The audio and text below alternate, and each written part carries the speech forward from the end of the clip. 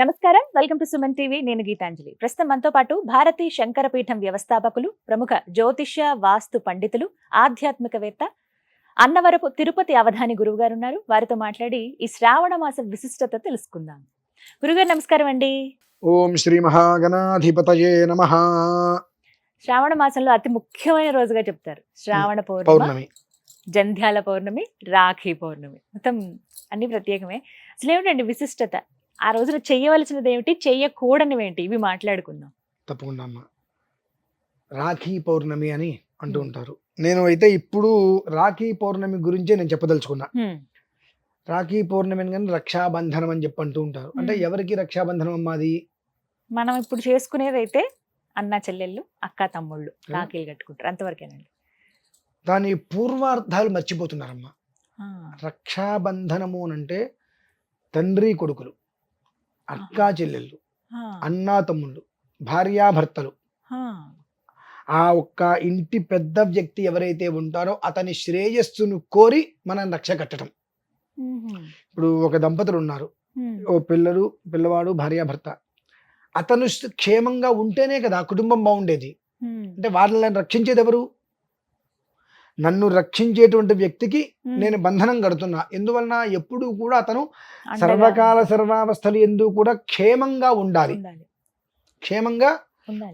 అనేటువంటి ఒక కారణం చేత రక్ష కడుతున్నా. ఎందుకంటే ఇవాళ నేను, నా పిల్లవాడు, నా కూతురు ముగ్గురం ప్రశాంతంగా ఉన్నాము, ఏ ఇబ్బందులు లేకుండా ఉన్నామంటే ఆయన కష్టపడుతున్నాడు కనుక, ఆయన కష్టంతో మమ్మల్ని జాగ్రత్తగా కాపాడుకుంటూ వస్తున్నాడు కాబట్టి ఆయన క్షేమంగా ఉండాలి కనుక ఆ రోజు నాడు ఆయన క్షేమాన్ని కోరి నేను అమ్మవారి దగ్గర నుంచి ఒక రక్ష తీసుకొచ్చి ఆయన చేతికి కడుతున్నా.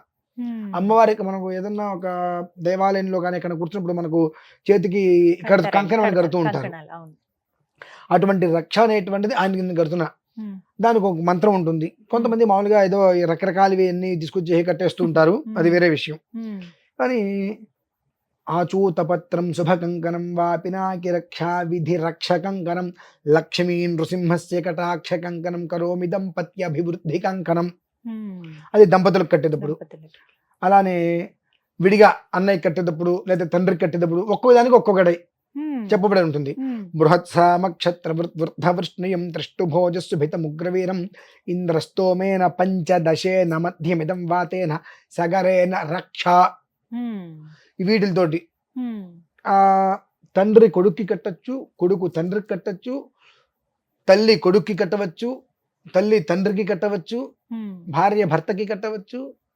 ఇది కేవలము కూడా కుటుంబం అనేటువంటిది ఎవరి చూపు పడి అధ్వాన్నం కాకుండా ఎవరి కుటుంబాన్ని వాళ్ళు రక్షించుకునే విధానంలో ఆ ఒక శ్రావణ పౌర్ణమి అనేటువంటి ఒక విధానం ఏదైతే చెప్పి దానికి రక్షా బంధనం అనేటువంటి రోజుగా పరిగణలోకి వచ్చిందో దానికి మూలం ఆ కుటుంబానికి రక్షణగా నిలిచేటువంటి ఒక పెద్ద మనిషి ఎవరైతే ఉంటారో ఆ పెద్ద మనిషికి మనం రక్ష ఇవ్వటం. ఆ రక్ష అనేటువంటిది ఆడపిల్లే ఎందుకు ఇవ్వాలి అనేటువంటిది ఎందుకు వస్తుంది అని అంటే,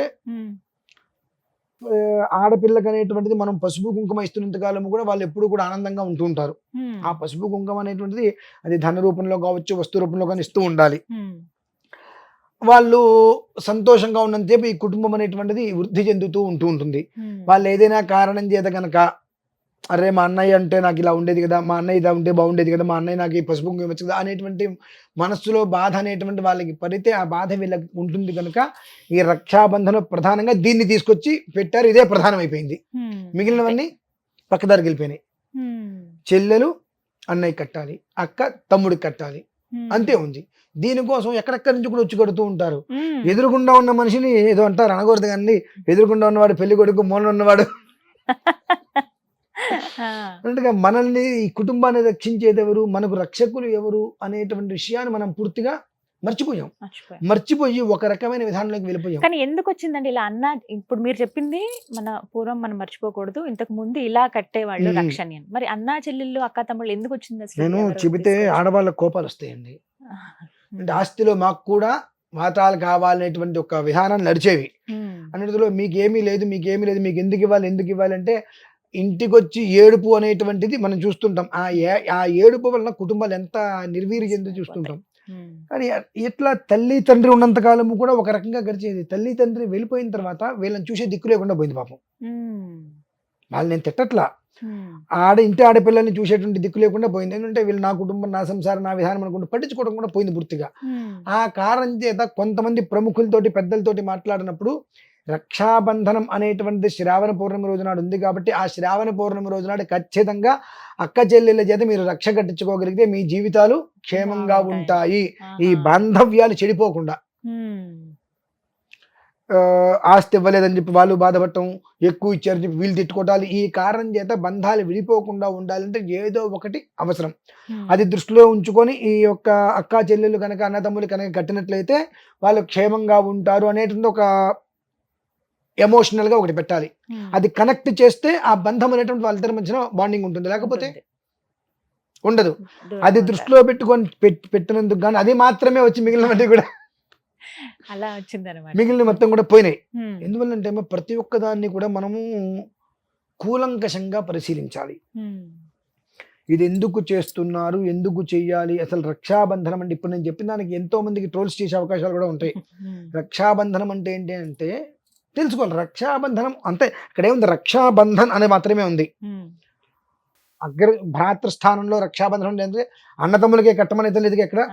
రక్షాబంధనం, ఆ రక్ష ఎవరికి కావాలండి, ఎవరికి అవసరం, ఎవరి నుంచి ఎవరికి అవసరం, అన్న నుంచి చెల్లెలికి అవసరం, తండ్రి నుంచి పిల్లలకి, కుటుంబానికి, భర్త నుంచి భార్యకి, ఆ కుటుంబానికి రక్షణ. అలానే భార్య నుంచి భర్తకు, ఒకళ్ళు తోడు, నాకు నువ్వు తోడు, నీకు నేను తోడు, ఏదున్నప్పటికీ కూడా నేనున్నా, నువ్వు ప్రశాంతంగా ఉంటామయ్యా, నాకు ఆయన రక్షగా ఉన్నాడు అని ఒక భరోసా.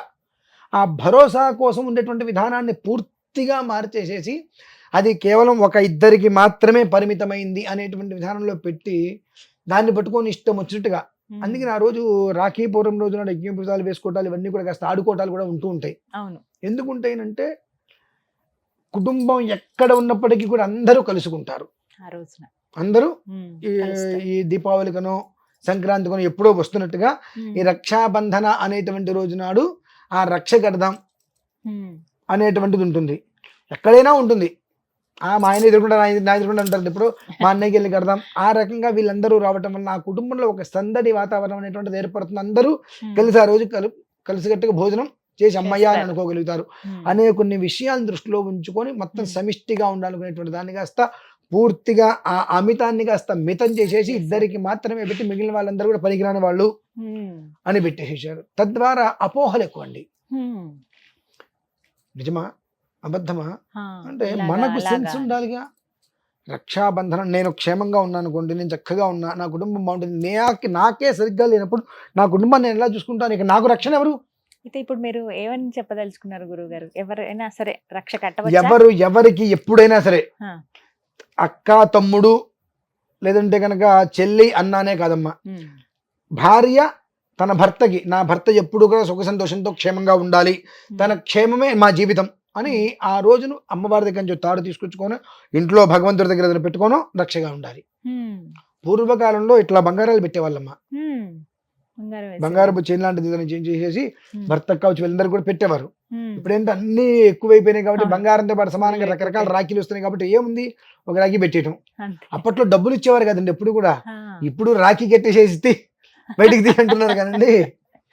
అప్పట్లో రాఖీ కడితే ఈ సంవత్సరం ఎవరైతే రాఖీ కట్టారో ఈ సంవత్సరం వచ్చే సంవత్సరంలో వాళ్ళ కుటుంబం మొత్తాన్ని కూడా కంటికి రెప్పలా కాపాడుకునే వాళ్ళు.